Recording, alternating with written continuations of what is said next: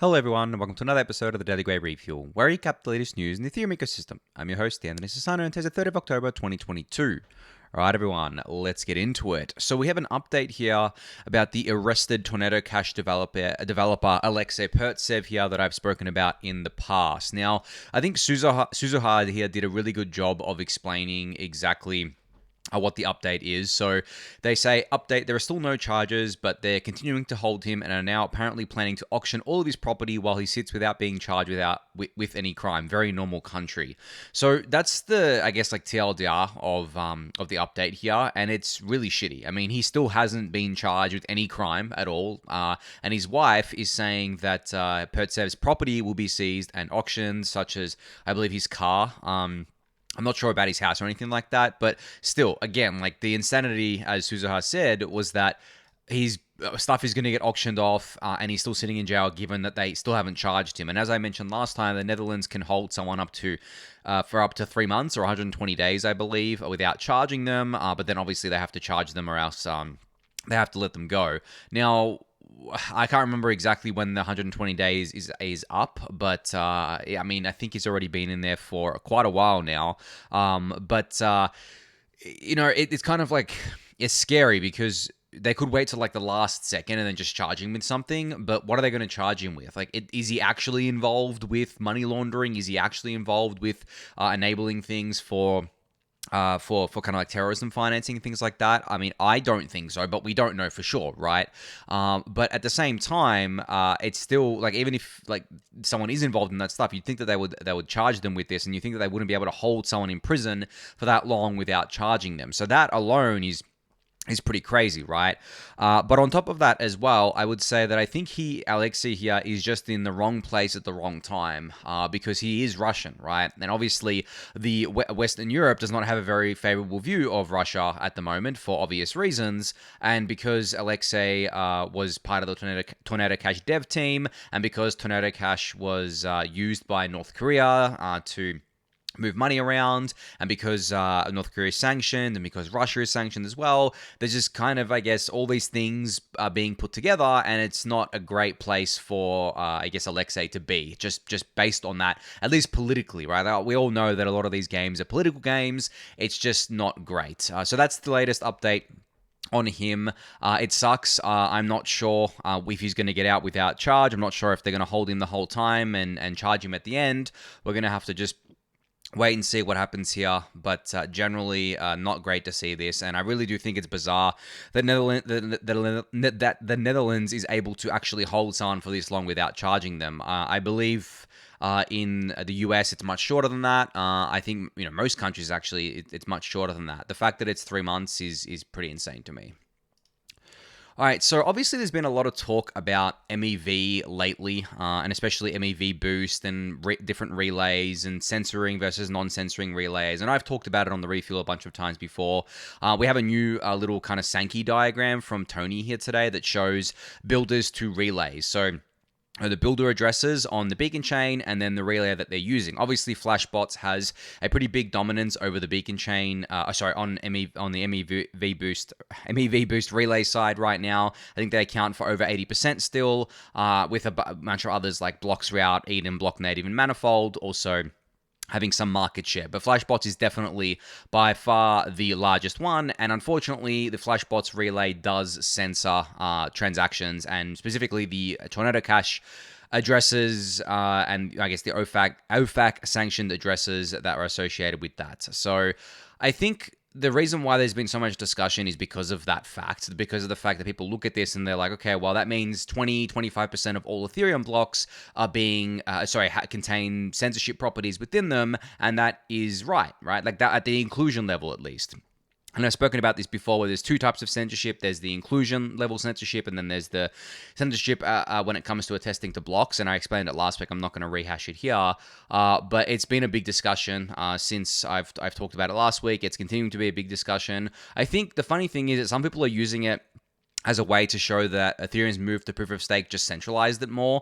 And I don't think that's true at all. This was happening under proof of work, and there were already mining pools dropping, or at least censoring Tornado Cash transactions. So it doesn't matter if it's proof of stake or proof of work. This in this context is strictly an MEV related issue where these relays exist because of the fact that MEV exists and it's profitable to be part of these relays and to use them and to use mev-boost to, on your validator to just get more APR out of it, right? We all know that. So there's that. But in response to this, there's been a bunch of, I guess, talk about how to prevent this.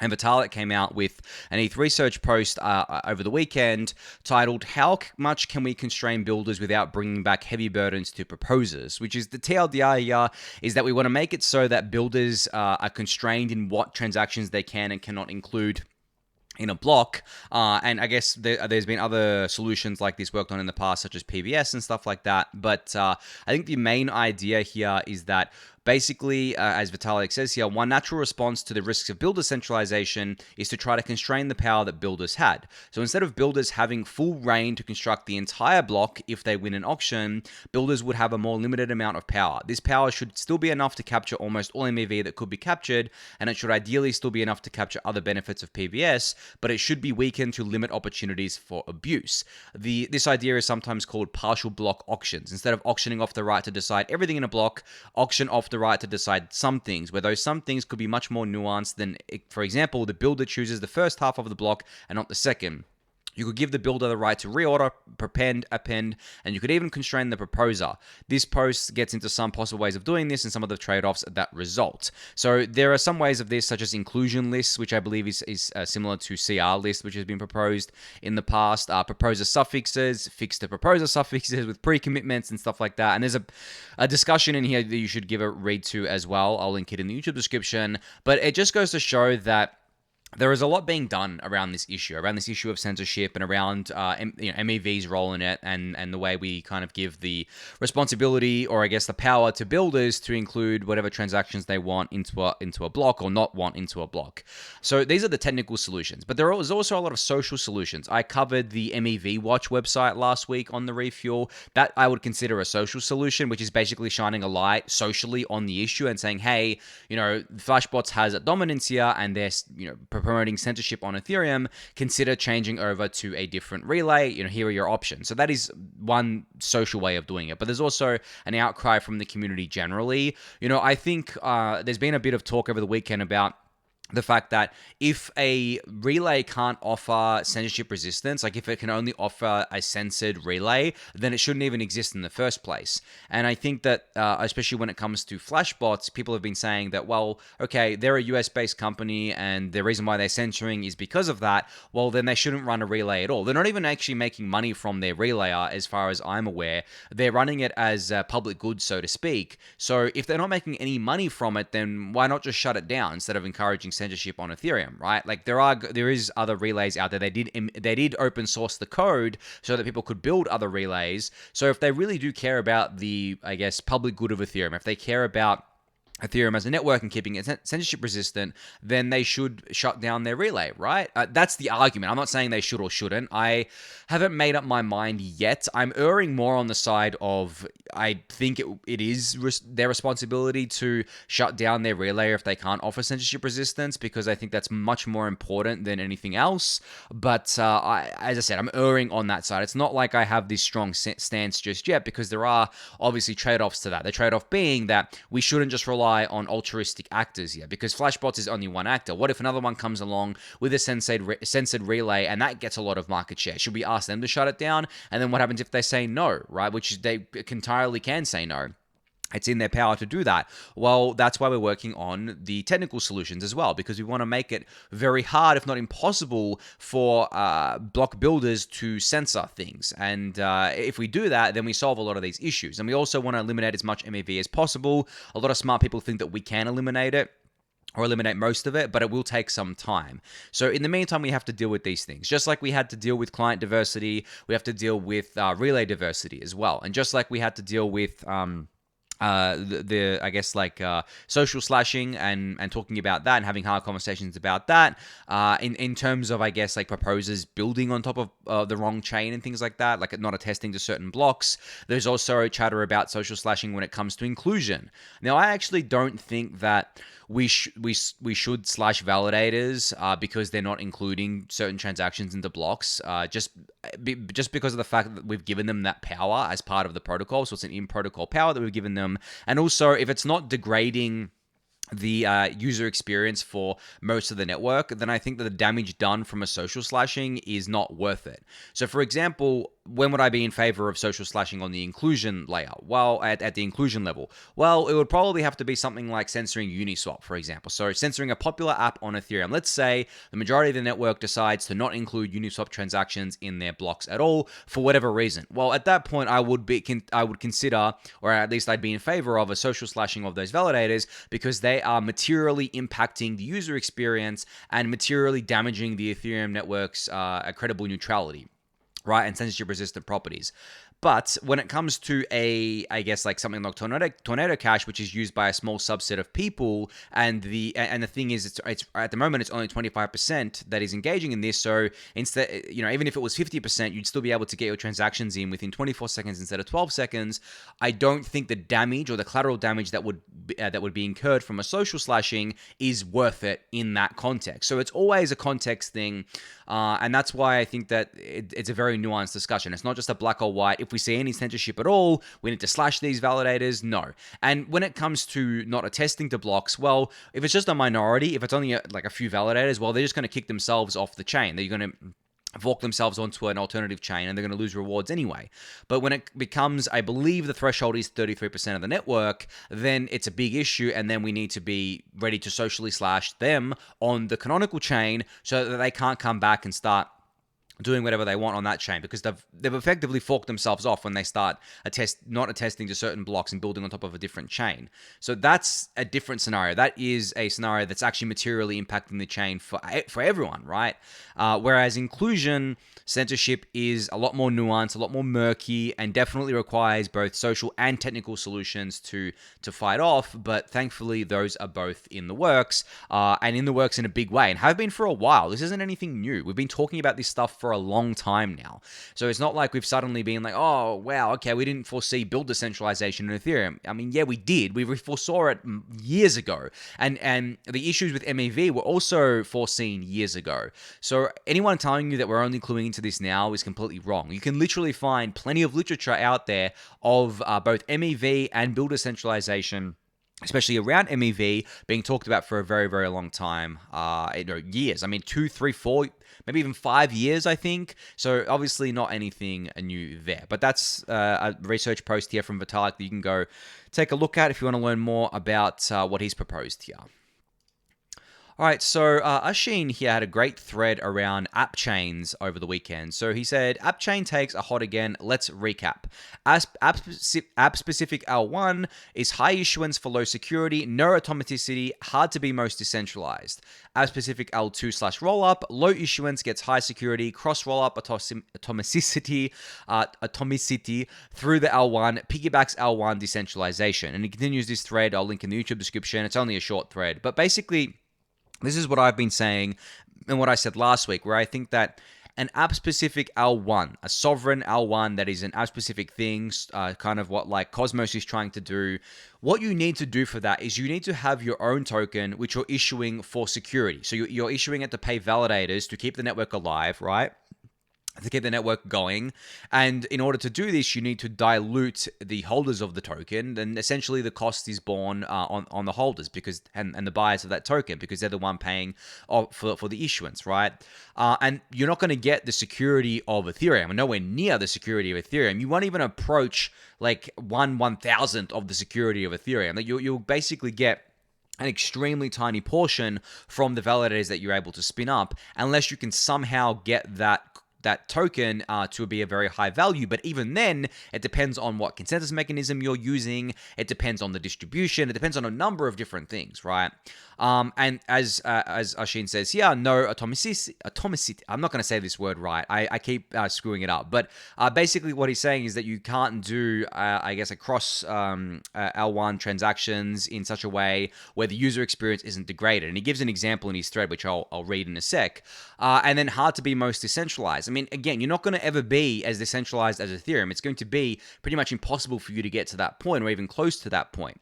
Then we can look at our specific L2s/rollups. Well, low issuance gets high security. And even in this kind of frame here, you don't even need any issuance. All you need to do is pay the L1 security fees, or the L1 gas fees, I should say, to secure yourself with Ethereum. Right? Obviously, there are other things like sequencer decentralization and being able to be economically sustainable, but the costs are vastly lower than they are for an app-specific L1. You do get that cross-rollup transactions through the L1, and you do piggyback off L1 decentralization. So the example that Oisin gave here was that Uniswap could run their own he said in his thread, blockchains are great because you can outsource your application state to something more reliable than yourself, and you can offload the cost of these resources to the consumer transparently rather than paying an AWS bill that will explode if your website goes viral. So Uniswap could run their own sequencer that batches trades and redistributes the MEV.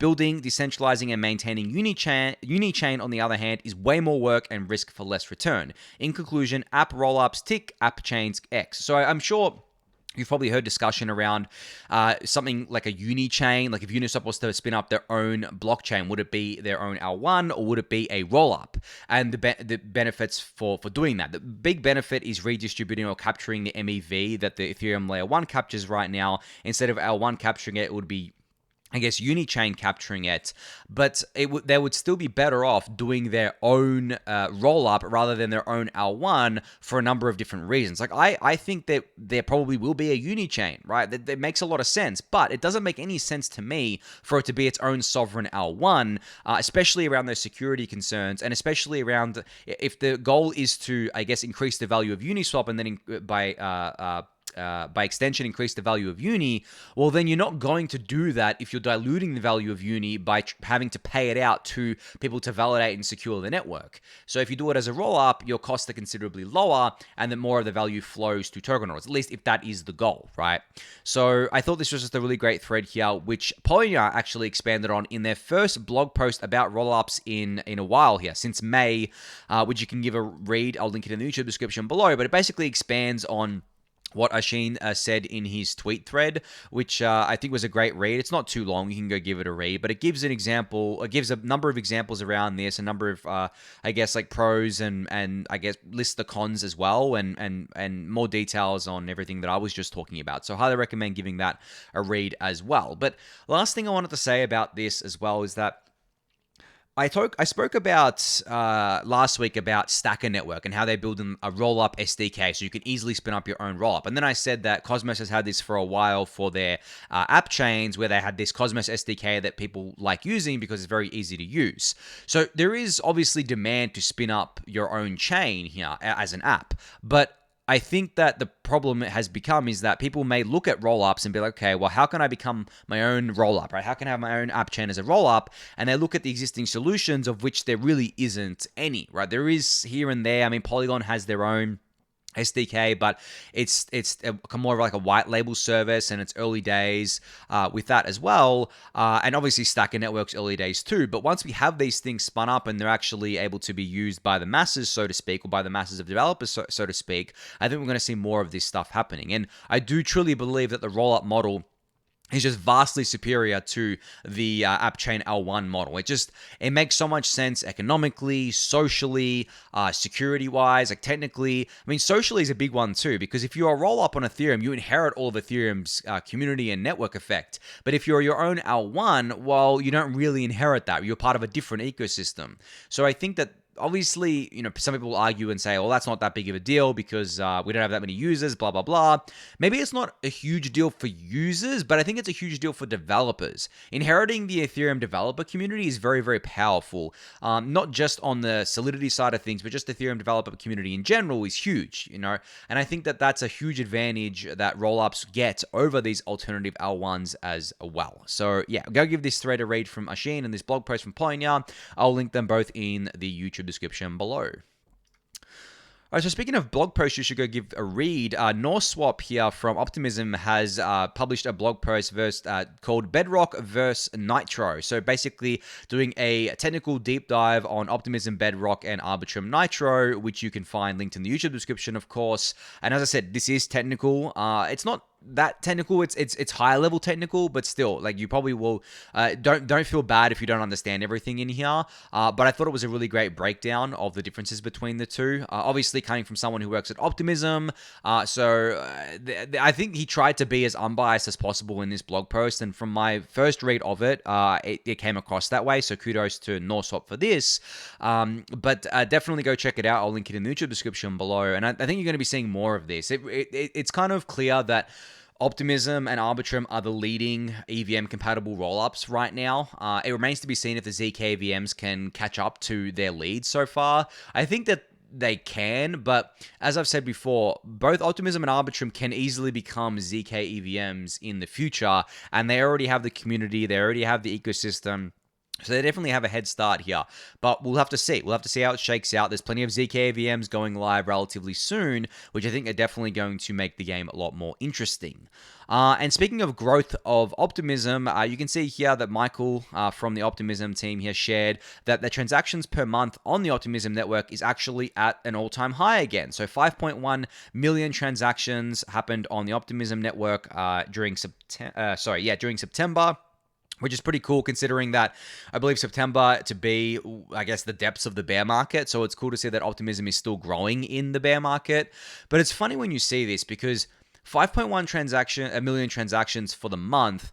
Ethereum does 1 to 1.2 million transactions a day, Ethereum layer 1, which is crazy because that would mean that Ethereum does 40 million plus transactions per month at the higher gas fees, right, than these layer 2. So you can see that Ethereum layer 1's network effect is still so huge. Its usage is so huge, and it's basically capped in the amount of transactions it can do because the gas fees are always going up because the gas usage is at 100%, whereas Optimism, Arbitrum, a lot of these layer 2s still have plenty of capacity out there for people to use and people to take advantage of. And you're going to see that continually steadily go up as more and more of these apps get deployed to these networks, as newer apps come online, and as, I guess, like, the market heats up again.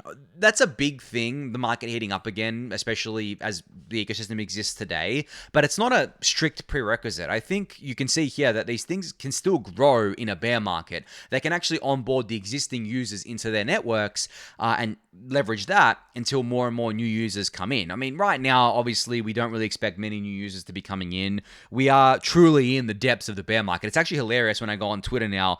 Like, it's so bare. I mean, there's the same people every day. I'm not seeing anyone new on there, which is fine. Like, I actually enjoy these periods, right? But you can kind of feel that, like, compared to, like, even 6 months ago, it's just totally different, which is kind of funny when you think about it, because even if you go back to last year, everyone was like, it's a super cycle, we're going to this, and this, we're going to do this, and this, everything, we have mass adoption, blah, blah, blah. And I, at times, I think, I don't know if fell for it is the correct terminology, but I at times believed that because the bull market lasted for what felt like forever, but then obviously it all came crashing down. Everyone got humbled, and the people that are around now are the ones who actually care about the technology. The builders are still building. Things are still getting funded, which is actually pretty crazy, and it's a main difference to 2019, which I've mentioned before. This is what the current period feels like, and I love the fact that we have layer 2s live and improving all the time, because the next time the bull market rolls around, yes, Ethereum L1 fees are going to be high,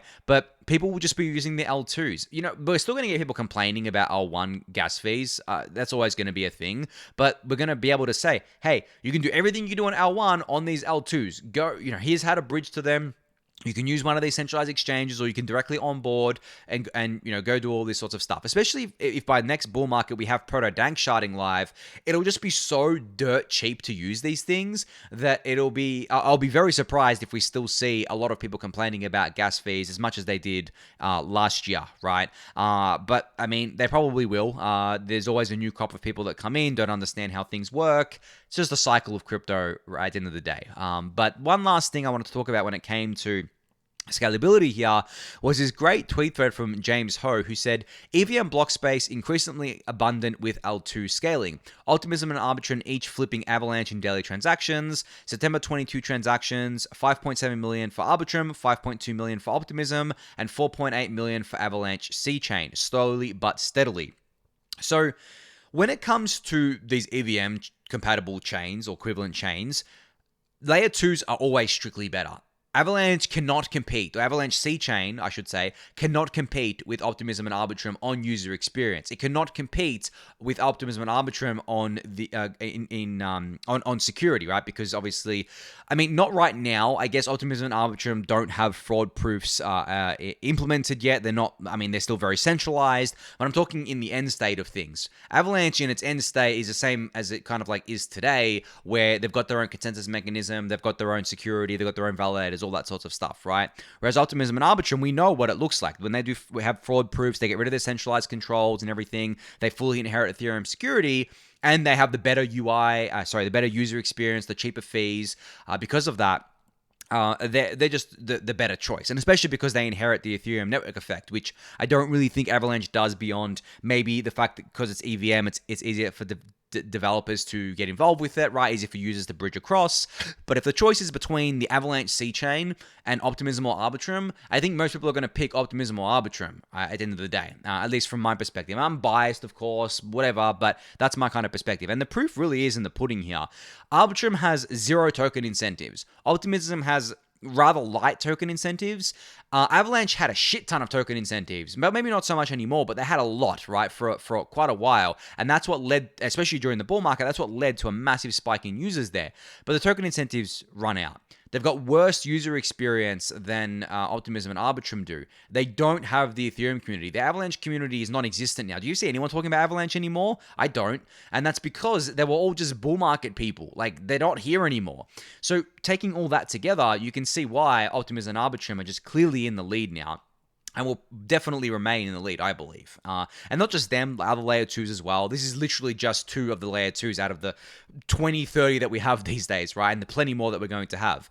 Monolithic chains like Avalanche just cannot compete with that, right? Especially when they're the same thing in terms of user, in terms of kind of like being EVM, but they're not the same thing in terms of user experience. Like, as I said, the layer 2s are always going to be strictly better there, and I think sometimes they're actually cheaper than the C-Chain, and post-proto dank sharding they definitely will be, while inheriting Ethereum security. So putting all that together, yeah, you can kind of like see what I mean here. But there's also, James also continues this in his thread, giving a bunch more stats here, which I thought was very interesting. You can go give this thread a read. I'll link it in the YouTube description below there. But yeah, I mean, just a final note on that bull market people versus bear market people. I'm sure a lot of you have noticed this by now, and especially if you're a first cycler, you've noticed that there's a lot of people that were around in the bull market that just do not exist anymore. Like, they're just completely gone.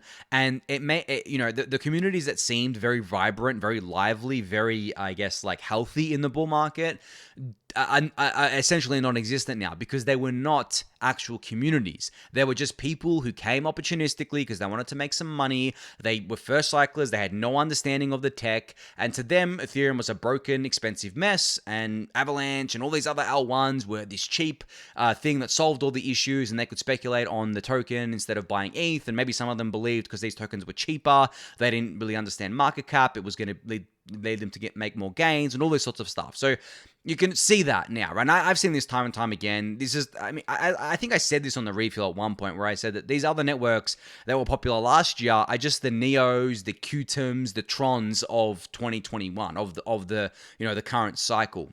And there'll be new ones next cycle. I mean, we already know there's new ones next cycle. Aptos, Sui, Say. I mean, they're already the new crop of layer ones that are getting bought up by VCs, and they're getting ready to turbo shield them next bull market.